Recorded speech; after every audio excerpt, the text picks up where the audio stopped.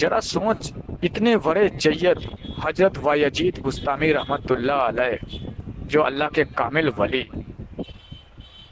ان کے ساتھ چھل کرنے میں، دھوکہ دینے میں یہ ابلیس نے کوئی کمی نہیں چھوڑی، تو پھر ہم آپ کس کھیت کی مولی ہیں؟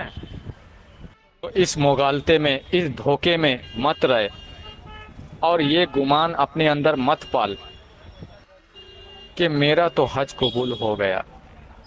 کا واقعہ ہے حضرت بایزید بستامی رحمۃ اللہ علیہ کے حج کا۔ جب وہ حج کو گئے، جس وقت وہ خانہ کعبہ کا طواف کر رہے تھے، تو طواف کے دوران وہ دیکھتے کیا ہیں کہ ابلیس خانہ کعبہ کے دروازے سے ٹیک لگا کر کھڑا ہے۔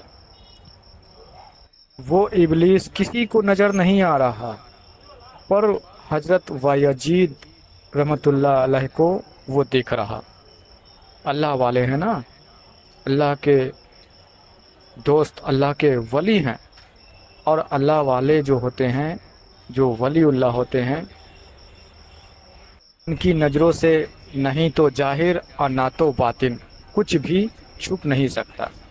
تو وہ دیکھتے کیا ہے کہ خانہ کعبہ کے دروازے سے ٹیک لگا کر ابلیس کھڑا ہے، اور اس کے ہاتھوں میں لگام ہے، اور جتنے بھی حاجی طواف کر رہے ہیں خانہ کعبہ کا، ان سبھی کو وہ لگام لگا رکھا ہے اور اپنے ہاتھوں میں پکڑ رکھا ہے اور مسکرا رہا ہے۔ لگام کا مطلب کیا ہوتا ہے؟ یعنی کہ جتنے بھی حاجی طواف کر رہے ہیں خانہ کعبہ کا، ان سب کا کنٹرول اس کے ہاتھوں میں ہے۔ یہ منظر دیکھ کر حضرت بایزید بستامی رحمۃ اللہ علیہ بولے کہ تو یہاں بھی؟ تو وہ ابلیس بولتا ہے کہ مجھے اللہ نے چھوٹ دے رکھی ہے، میں کہیں بھی کسی بھی جگہ آ جا سکتا ہوں۔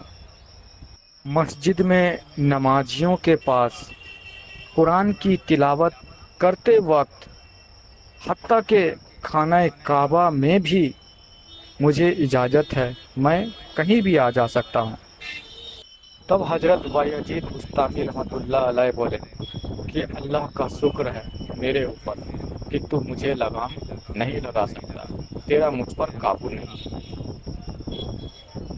تو ابلیس ایک کہی لگا کر ہنسا اور بولا، بایزید، تجھے تو میں جب چاہوں تب لگام لگا سکتا ہوں۔ بہرحال حج کے وہ فرائض انجام دینے کے بعد جب بایزید بستامی رحمۃ اللہ علیہ حج سے فارغ ہوتے ہیں، تو اپنی واپس اپنے وطن کو وہ رخ کرتے ہیں۔ جب وہ واپس وطن کو آ رہے ہوتے ہیں تو راستے میں جنگل پڑتی ہے، جنگل سے ہوتے ہوئے وہ آ رہے تھے، تو دیکھتے کیا ہیں کہ ایک بوڑھا ضعیف جو چلنے لائق نہیں، ایک درخت کے نیچے بیٹھ کر رو رہا ہے۔ بایزید بستامی رحمۃ اللہ علیہ نے اس سے پوچھا کہ آپ کیوں رو رہے ہو، کیا وجہ ہے؟ تو اس بوڑھے شخص نے کہا کہ بیٹا، میں ضعیف ہوں، بوڑھا ہوں، چل پھر نہیں سکتا، اور آگے دریا پار کرنی ہے، میں کیسے جاؤں؟ تو بایزید بستامی رحمۃ اللہ علیہ نے کہا کہ بس اتنی سی بات، آئیے میں آپ کو پہنچا دیتا ہوں، دریا پار کرا دیتا ہوں۔ تو بایزید بستامی رحمۃ اللہ علیہ نے اس بوڑھے کو بٹھا لیا اپنے پیٹھ پر، اور پھر وہاں سے چلے۔ جب دریا میں انٹر کیا، آدھا دریا جب وہ پار کر چکے، تب اس بوڑھے شخص نے کہا کہ بایزید، کیا میں نے تجھ سے نہیں کہا تھا کہ میں جب چاہوں तुझे लगाम पहना दूं, तेरी सवारी कर लूं, याद कर क्या तू भूल गया। और एक कहकही लगाई और गायब हो गया। यहाँ पर गौर फिक्र करने वाली बात उन लोगों के लिए है जो हज को जाते हैं, जो खाने काबा का तवाफ करते हैं और हज से लौटने के बाद वो नमूदो नुमाइश करते हैं और ये गुमान रखते हैं कि मेरा हज कबूल हो गया। और इस तरह के बकवास जाहिलाना बातें करते हैं कि सभी का हज कबूल होता है। 72,000 फरिश्ते रजिस्टर्ड करते हैं, सभी का हज कबूलियत के लिए रजिस्टर्ड करते हैं, अल्लाह के बरगाह में पहुंचाते हैं, तो लिहाजा सबका हज कबूल होता है। इस तरह के बकवास करते हैं। उनको इस बात से एक सबक, एक सीख हासिल करनी चाहिए। जिन्होंने ये गलत फहमी पाल रखा है, हुजूर के रोज़े अक़दस पे जाना, हुजूर को दुरूद सलाम पेश करना, और ये गलत फहमी, गलत अकीदा अपने अंदर जमाए बैठे, पाल रखे कि मैंने हुजूर का दीदार कर लिया। रोज़े अक़दस का दीदार वो दीदार रसूल समझते हैं, और यही अकीदा अपने अंदर जमाए बैठे हैं और लोगों में नमूदो नुमाइश करते हैं। हुजूर पाक सल्लल्लाहु अलैहि वसल्लम की हकीकी दीदार से वाकिफ़ ही नहीं, इस बात से अनजान हैं और जानना भी नहीं चाहते कि हुजूर नबी पाक सल्लल्लाहु अलैहि वसल्लम हकीकी दीदार अता करते हैं अपने आशिकों को, अपने दीवानों को। जो रसूल सल्लल्लाहु अलैहि वसल्लम का आशिक है, जो दीवाना है, उसे नबी पाक सल्लल्लाहु अलैहि वसल्लम रूहानी तौर से हकीकी दीदार इसी दुनिया में अता करते हैं। इस बात से अनजान बने हुए हैं, नावाकिफ हैं, और दीदार मुस्तफ़ा का तरीका जानना भी नहीं चाहते हैं, सीखना भी नहीं चाहते। उनके लिए तो रोज़े अक़दस पे जाना, दरूद सलाम पेश करना, वही दीदार है। ऐसी गलत फहमी, इस तरह के मुगालते में रहकर अपनी ज़िंदगी बर्बाद मत करो। ये गलत फहमी भी तुम अपने अंदर मत पालो कि तुम्हारे हज अल्लाह ने कबूल कर ही लिया। जब अल्लाह हर बंदे का हज कबूल कर लेता है, तुम्हारा ये गलत फहमी है कि अल्लाह कबूल करता है, 72,000 फरिश्ते लगे हैं और सबका कबूल होता है। जब हर बंदे का अल्लाह हज कबूल करता है, तो फिर हज करने के बाद जब वापस आते हैं तो लोग वही झूठखोरी, वही हराम खाना, हराम करना, वो बेहयाई और बेशर्मी के काम, और रिश्तेदारों में वो इख्तिलाफी, वो नफ़रतें, वो जलन, हसद, तकब्बुर क्यों रहती है? जब हज करने के बाद सबका हज अल्लाह कबूल कर लेता है, तो फिर ऐसी ऐसी बुराइयां क्यों भरी रहती है? हज करने के बाद भी अगर ऐसी बुराइयां, ऐसी अलामत तेरे अंदर पाई जाती है, तो इस बात की अलामत है कि अल्लाह ने तेरे हज कबूल नहीं किए। तूने जो भी हज के फ़राइज वो अंजाम दिए, जो फ़राइज है जो तूने अदा किए, खाने काबा का तूने तवाफ किया, ठीक है तूने किया, पर इबलीस के जेरे असर में, इबलीस के दस्त परस्ती में, उसकी निगरानी में तूने किया। जो अमल इबलीस के दस्त परस्ती में हो, है वो नमाज हो, कुरान की तिलावत हो, या फिर खाना काबा का तवाफ ही क्यों ना हो, उसे अल्लाह कबूल नहीं करता। जरा सोच, इतने बड़े जय्यद हजरत वायजीद बुस्तामी रहमतुल्लाह अलैह, जो अल्लाह के कामिल वली, उनके साथ छल करने में, धोखा देने में ये इबलीस ने कोई कमी नहीं छोड़ी, तो फिर हम आप किस खेत की मूली हैं? तो इस मुगालते में, इस धोखे में मत रहे اور یہ گمان اپنے اندر مت پال کہ میرا تو حج قبول ہو گیا اور میں نے رسول خدا صلی اللہ علیہ وسلم کا دیدار کر لیا، جبکہ دیدار روضہ رسول کا کیا ہے، حقیقت میں رسول خدا کا دیدار ہوا کہاں ہے؟ ایسا گمان اپنے اندر پال کر لوگوں میں ڈھنڈورے مت کریں، غلط ہے ایسا کرنا، بلکہ اللہ سے دعا کریں کہ اللہ ہمارے اس نیک عمل کو، وہ طواف، وہ حج، اسے قبول فرمائے۔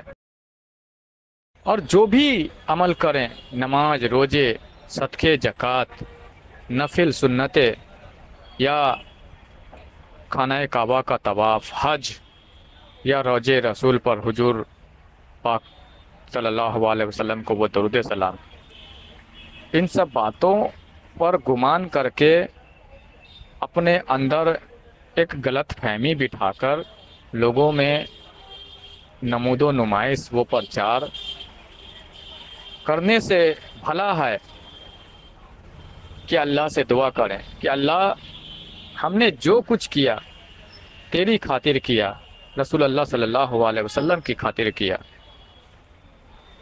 ایسی نیت لے کر کرو گے تو نہ یہ دعا کرو گے۔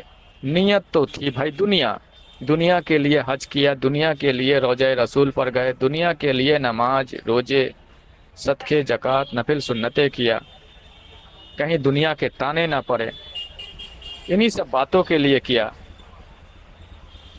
حج کیا، خانہ کعبہ کا طواف کیا، اتنی بڑی مقدس مقامات پر گئے، سب دنیا کے لیے کیا کہ کاروبار دھندا سنبھل جائے، بہتر ترقی ہو جائے، ان سب باتوں کے لیے کیا۔ تو دنیا کے لیے کیا تو پھر ایسی بندگی، ایسے عملوں کو اللہ قبول نہیں کرتا۔ جن خواہشاتوں کے لیے تو نے وہ نیک عمل کیے، اللہ کا یہ نظام ہے، یہ سسٹم ہے کہ لے تیرا وہ خواہش اللہ پورا کر دے گا، پورا ہو جائے گا۔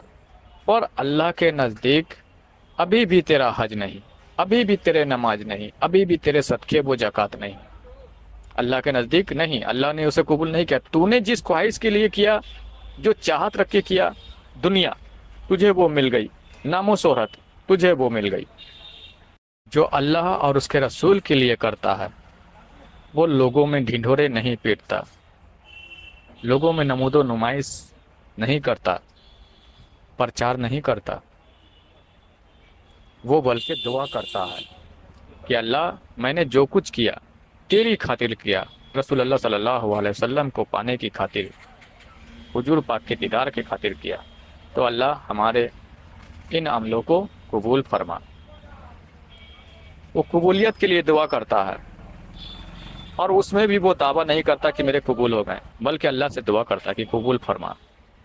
ایسے نیت والوں کا عمل، ایسے دعا کے لیے ہاتھ اٹھانا اللہ قبول فرماتا ہے، اور اللہ اس کے ہر عملوں کو، اس کے حج کو اور وہ درود و سلام کو بھی قبول فرماتا ہے۔ تو لہٰذا بایزید بسطامی اتنے جید، جو کامل اکمل ہستی، اللہ کے ولی، اللہ کے دوست، ان کے ساتھ جب شیطان ابلیس لگ سکتا ہے تو ہم آپ کس کھیت کی مولی ہیں؟ عام انسانوں کا کیا حج، کیا زکوٰۃ، کیا صدقے، کیا روزے، کیا نماز، کوئی ویلیو نہیں۔ اسی طرح سے حضرت مولا علی کا واقعہ ہے کہ مولا علی ایک دفعہ حج کے دوران ایک اونچے ٹیلے پر کھڑے تھے اور حاجیوں کو طواف کرتے ہوئے، خانہ کعبہ کا طواف کرتے ہوئے دیکھ رہے ہیں اور مسکرا رہے تھے۔ کسی شخص نے پوچھا کہ یا علی آپ کیوں مسکرا رہے ہیں؟ تو مولا علی نے فرمایا کہ یہ جو طواف کر رہے ہیں، یہ جو حاجیوں کا جو بھیڑ دیکھ رہے ہو، ان میں سے کسی کا بھی حج اس سال اللہ قبول نہیں فرمائے گا۔ اس شخص نے کہا کہ یا علی وہ بھلا کیوں؟ مولا علی نے فرمایا کہ میں جو دیکھ رہا ہوں تم نہیں دیکھ سکتے۔ تو اس شخص نے کہا کہ یا علی آپ مجھے بھی دکھائیں، مجھے بھی بتائیں کہ کیا حقیقت ہے۔ تو مولا علی نے فرمایا کہ میری انگلی پکڑ لو۔ تو مولا علی نے اپنے سعادت کی انگلی اس شخص کو پکڑائے۔ جیسے ہی اس شخص نے مولا علی کی انگلی تھاما تو مولا علی نے اپنی نظر باطن سے، وہ نوری نظر سے اس شخص کو دکھایا۔ اس شخص نے دیکھا تو جتنے بھی حاجی خانہ کعبہ کا طواف کر رہے تھے ان سب کی شکلیں مختلف مختلف جانوروں کی مانند تھی، مختلف جانوروں کی مانند، سب کی شکل جانوروں کی مانند، ان میں سے انسان کوئی دکھ ہی نہیں رہا۔ تو اس شخص نے حیران زدہ ہو کر پوچھا کہ یا علی، یہ تو سب جانور دکھ رہے ہیں۔ تب مولا علی نے فرمایا کہ ہاں، کیونکہ اس سال جو لوگ حج کر رہے ہیں، طواف کر رہے ہیں، یہ اپنی دنیا، اپنی لالچ، اپنی ہوس، اپنی دنیاوی خواہشات، بیوی بچے، پریوار، کاروبار، یہ سب لے کر حج کو آئے ہیں اور طواف کر رہے ہیں، اللہ کی خاطر نہیں آئے ہیں۔ تو اس لیے اللہ ان کی حج کو قبول نہیں فرمائے گا۔ تو اس شخص نے کہا کہ یا علی، کوئی تو شخص بندہ ہوگا۔ تو مولا علی نے پھر سے اپنی انگلی تھمائے اور دکھایا کہ غور سے دیکھو۔ تو ان میں سے صرف ایک بندہ جو انسانی شکل صورت میں دکھ رہا تھا، جو طواف کر رہا تھا۔ تو مولا علی نے فرمایا اسی بندے کا حج اللہ قبول فرمائے گا، کیونکہ یہ خصوصاً اللہ کے لیے اور رسول اللہ صلی اللہ علیہ وسلم کے لیے یہاں حاضر ہوا ہے، اپنی ندامت، اپنی نفس کی ملامت کرنے کے لیے، نفس کی پاکیزگی کے لیے یہاں حاضر ہوا ہے۔ تو اللہ اس کی حج کو قبول فرمائے گا۔ باقی سب لوگ دنیا کی لالچ، خواہش، اپنی تمناؤں کو لے کر، بیوی بچے، ماں باپ، بھائی بہن کو لے کر یہاں حاضر ہوئے ہیں، ان کی ضروریات کو لے کر یہاں حاضر ہوئے ہیں۔ تو اس لیے ان کے شکل مختلف مختلف جانوروں کی جیسے دکھ رہے ہیں، جس کی جیسی خواہش، جس کی جیسی چاہت، اس جانور سے اس کی شکل دکھ رہے ہیں۔ تو ایسوں کی حج اللہ قبول نہیں فرمائے گا۔ اور پھر دیکھیں ہمارے معاشرے کے لوگوں کا حال، یہ حقیقت نہیں جانتے ہیں حج کا، خانہ کعبہ کے طواف کا، اور رسول خدا صلی اللہ علیہ وسلم کی بارگاہ میں سلام درود پیش کرنے کا، حضور کے روضہ اقدس کے دیدار کا۔ ان سے پیچھے کا جو راز ہے، جو مقصد ہے، جو حقیقت ہے، وہ نہیں جانتے ہیں، اور بس پھولے نہیں سماتے ہیں اور ریاکاری، دکھاوا اور اپنی نام و شہرت لوگوں میں پرچار کرتے ہیں کہ میں تو یہ عمل کیا، میں تو حج کیا، حضور پاک کا دیدار کیا۔ تو حضور کا دیدار، روضہ اقدس کا دیدار تھوڑی ہوتا ہے۔ حضور پاک کا دیدار کی حقیقت، وہ تعلیم الگ ہے۔ روضہ اقدس کو دیکھ لے تو کیا حضور پاک کا دیدار تھوڑی ہو جائے گا؟ ایسا نہیں ہے۔ یہ سب غلط فہمی ہے۔ ان غلط فہمیوں سے نکلو اور حقیقی تعلیم حاصل کرو۔ اپنے نفس، اپنے قلب کے اوپر جو کام ہونا چاہیے، جو نفس کو پاک کرنے کا عمل ہے، نفس کو کلمہ پڑھانے کا جو طریقہ ہے، اس پر غور و طلب، اس پر نظر ڈالو۔ سرکار گوھر شاہی جیسی ہستی سے جڑ کر اس پر کام شروع کرو۔ پھر لوگوں کے بیچ میں جھوٹ بول کر، یہ غلط فہمیاں اپنے اندر پال کر کہ میں نے حضور پاک کا دیدار کیا، ایسے الفاظ بولنے کی ضرورت نہیں پڑے گی۔ پھر حقیقی میں تم اللہ کے رسول کا دیدار کرو گے، اللہ کے رسول تمہیں سینے سے لگائیں گے جب تمہارا نفس، تمہارا قلب پاک ہوگا۔ پھر حقیقت میں تم خانہ کعبہ کے طواف کے لائق ہو پاؤ گے، حج کے لائق ہو پاؤ گے۔ جب تک نفس پاک نہیں ہے، قلب میں نور نہیں ہے، کیا پتہ تمہاری عبادت، تمہارے حج، تمہارے زکوٰۃ کہاں جا رہے ہیں، کیا پتہ کہاں جا رہے ہیں۔